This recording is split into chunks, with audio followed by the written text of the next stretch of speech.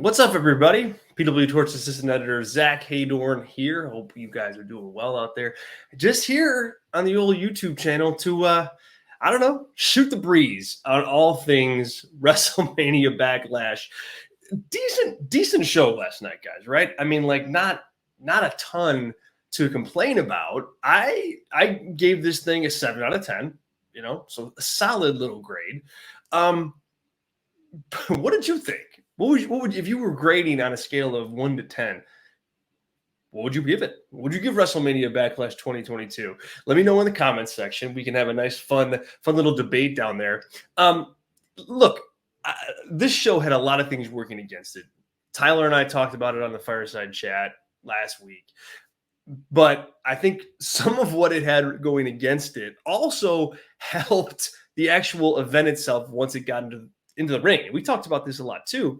The lack of a deep hype and intrigue for the show probably helped in the end due to lowering expectations. I think that's key here into how the show played out. This is where I'm at. The in-ring action throughout the night delivered in a big way. Did the outcomes really matter? I don't know. We'll have to see about that. But it doesn't feel like they did right now. You had a pretty stellar main event. We'll get to that in a little bit with the 6-man tag team match. But okay, Roman Reigns won, and now what? Where do you go? You're going to go to Drew McIntyre probably, right? Are you going to do the unification match for the tag titles between RK Bro and the Usos? Who knows? But even though this was a good match, ultimately, I don't think it definitively changed the course of either of those feuds. just because the nature of it, they kind of watered that match down. They took away the unification match from the show. That obviously impacted things. So good matches across the board, but not a lot of significance that I'd say, and I argue for the outcomes in the end. Let's go through this thing. Just kind of quick hit, frame by frame. The show opened with Cody Rhodes versus Seth Rollins, and what I thought was a really good match. I liked this match better than the WrestleMania one, and I thought Rollins and Cody told a really smart story. Look, the build was rooted in the fact that, hey, Seth wants another shot because he didn't have time to prepare. Oh my God. He didn't have time to prepare for the match at WrestleMania. Now he does. Now he did. And now because of that reason, he's going to win. Right. And they've rooted the match in that story multiple times. Commentary brought up the fact that, hey, Seth has control of the match here. And why wouldn't he? He had time to prepare this time. Stuff that he didn't do in that first match at WrestleMania, he was doing here. And I thought that was a really good hook to kind of string through the entirety of the match. The action was good, crisp stuff. What I had a problem with was the finish. I get it. Cody's fighting fire with fire, right? No, I understand that's okay. But the roll-up pin and grabbing the tights, it's such a heel move traditionally. And you're working to build Cody as this top tier babyface at this time. And it's I don't know that you want to saddle him with that type of finish yet. I get you're trying to protect Seth. You're probably going to a third match. Understand all that. I would have just stayed in the heel and babyface lanes with Cody right now. I mean, he's at an important part of his run where they're defining him. And so in doing so, I think you got to be consistent. And I think a clean win there would have been smarter, or just a different type of shenanigans finish that didn't see him lean into the heelish of all heel tactics in the grabbing the tights. That's what I would have done. Not a bad match though. I just didn't like the cheating finish. 4.25 stars is what I've given this one. And heck of a match. Match number 2, Bobby Lashley versus Omos. I might be the only person who liked this match. Going up through social media, it certainly didn't seem like there was much positivity behind it. And I liked it. I didn't like it in the same way that I liked, Rhodes versus Rollins, of course. But nonetheless, it was good. It was story heavy. You know, Bobby Lashley had to carry a lot of the match. Omos was there when he needed to be, delivered what he needed to be. I thought they played their part well within the story that they were telling. MVP, you know, on Omos's side helps Omos get the win. Like that makes sense. They're going to a rubber match here for sure. So in the end, I would imagine that Bobby Lashley prevails, but this is now another hurdle for him to overcome. So I like this thing. I think this has a spot on WWE cards, this type of match, especially if you're going to have the Cody versus Seth match and you're going to have the crazy Charlotte versus Ronda match and you're going to do the 6-man tag. Like I think a slower paced big man style match fits on these shows and helps break up kind of the other styles that are there. So thumbs up for me on this. I'm not like going outrageous in terms of a star rating just because, you know, it didn't deliver on that scale, but entertaining and a smart match nonetheless. 1.5 for me from the star perspective. Edge versus AJ Styles. I was very critical about this match at WrestleMania. I thought it was just too cute. I thought it was too long. The Edge character didn't really work, didn't really do much. So, you know, the prospects of seeing this again is kind of like, okay, I'm not so sure about that. Do we really need to see this again? What can they deliver that's important at this point?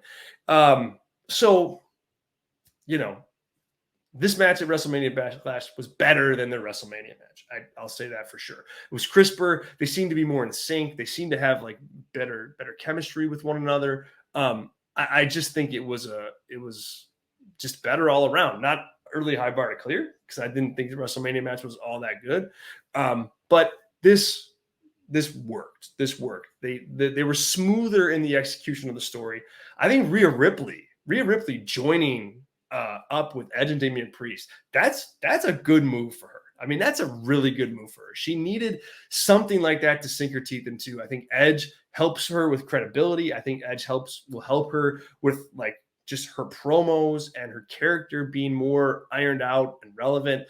This is a good move. If I'm WWE, I'm pivoting right away to Ripley versus Bianca Belair at Money in the Bank. You've got over a month to build that match.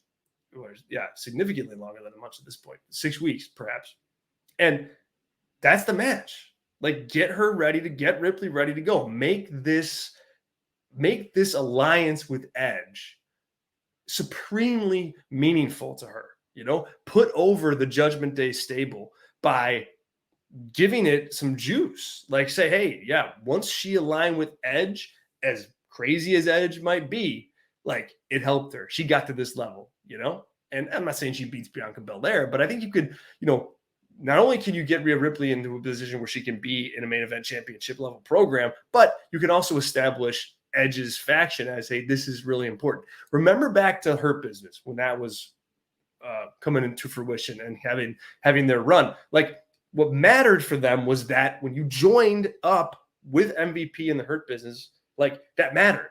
You know, Bobby Lashley became United States champion, you know, then he became the WWE champion. Like, his association with MVP was important. You have to establish the same thing here with Ripley and Damian Priest for that matter. But Ripley in particular, because I think she has such a high upside, make this matter for her. And I think if you do, like, you could have yourself a really good Raw Women's Championship program at Money in the Bank and beyond.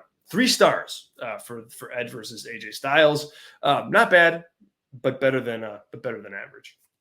Charlotte Flair versus Ronda Rousey. Ouch. They're still probably sore from that match that they had. I quit for the SmackDown Women's Championship. Ronda picks up the victory, makes Charlotte say, I quit. This was a really good match. Really good match. It lined up with their story, you know, and I was critical of not the story, not the storyline benchmarks. I was just critical of the fact that Ronda didn't have any juice or momentum behind her quest to win the SmackDown title. Like, it was there, it was happening, but like, you just didn't feel like this groundswell of support was there. But the story was there, you know? I thought they went to A to B to C to D in a smart way. I think this match was indicative of that. You know, I think this did what it needed to do to mirror the build that they put into place. Some physical stuff. Ronda almost landed on her head on that German suplex was cringeworthy. But everything was aggressive though. You know, it felt like these two were in a fight. And Ronda Rousey is a lot of things, and I think she is not great at coming across as like likable as a babyface in particular. I don't think I'm breaking any news with that. But what she does bring to the table is this raw element to her matches where it's not polished, you know, it's not like full of finesse, you know, it's not like, you know, Seth Rollins like gliding around the ring or Randy Orton gliding around the ring in his heyday. He was such a smooth worker. It's rough around the edges. And I don't know that could work for everybody, but that works for Ronda Rousey, and it makes her matches feel exciting because you just don't know what's going to happen or which way things are going to go. So I like the match a lot. Ronda winning was, you know, a certainty at this point in time because she's not saying I quit on a pay-per-view or premium live event. Like that's just, I don't know. It's just not going to happen. So this one had to go her way. It looks as if Charlotte Flair is going to be taking some time off for her wedding. So makes sense. And you know, hat tip to Charlotte. You know, she hasn't, you know, definitively put over a ton of stars.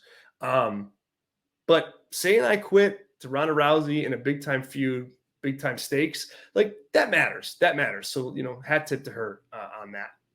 I gave this one 4.5 stars. I thought this was really good. I thought it was well put together and well wrestled. And now where does Ronda go? We'll have to see. Madcap Moss versus Happy Corbin.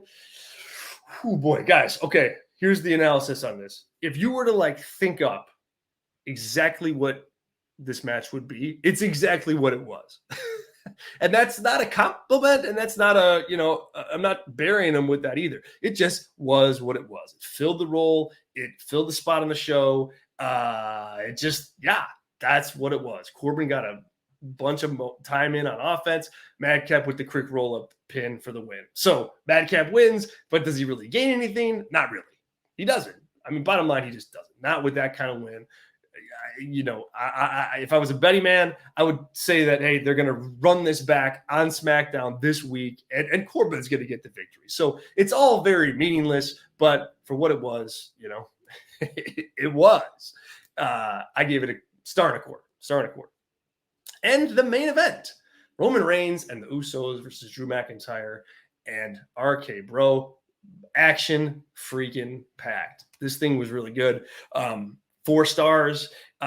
It lacked meaning, you know, so you could have put this match, you could have taken this match off the pay-per-view, put it on Monday Night Raw, put it on SmackDown, and it would have worked just fine. You know, like you know, we'll probably see that again at some point is my guess, but just really good match though. I mean, look, how could it not be? You've got Roman Reigns in there. You've got Drew McIntyre, Randy Orton, Riddle, and the Usos. I mean, top tier workers in the company here in 2022.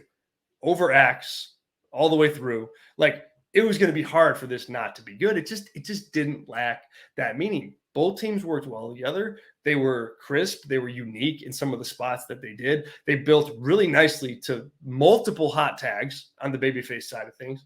The one to Drew when he steps in with Roman, like, thumbs up. They planted the seed for that at the beginning of the match and then paid it off at the end. Great stuff. The crowd was there for it. And then later on with Randy Orton too. I mean, that was really, really cool. Big crowd pop. You got to see Orton do his thing with the RKOs. Like, you know, it was a really, really good pro wrestling match. I just don't know that it had it just didn't have the context or intrigue really to be in the main event. I don't know why you don't go with Ronda versus Charlotte here in the main event if Ronda is going to be winning the title, but I digress. I made that prediction on the Fireside Chat this week with Tyler. I was wrong. I don't like being wrong, folks. I do not. But alas, yeah. So 4 stars on this main event. You got it. I mean, I want to see this broken down. I want to see Reigns versus Drew now. I want to see the Usos versus RK Bro in that unification match. That is good stuff. And I think we're on pace to see both of those pretty darn soon. All right, that's it. Shooting the breeze over. What did you guys think of the show? Again, what was your favorite match? What was the match of the night? I think match of the night honors go to Ronda and Charlotte. But hey, make your case. Make your case in the comments section. Thank you for listening. I'm PWTorch Assistant Editor Zack Heydorn. Like, subscribe to our channel. We've got lots of great things coming up on the horizon. Appreciate it, and I'll catch you guys next time.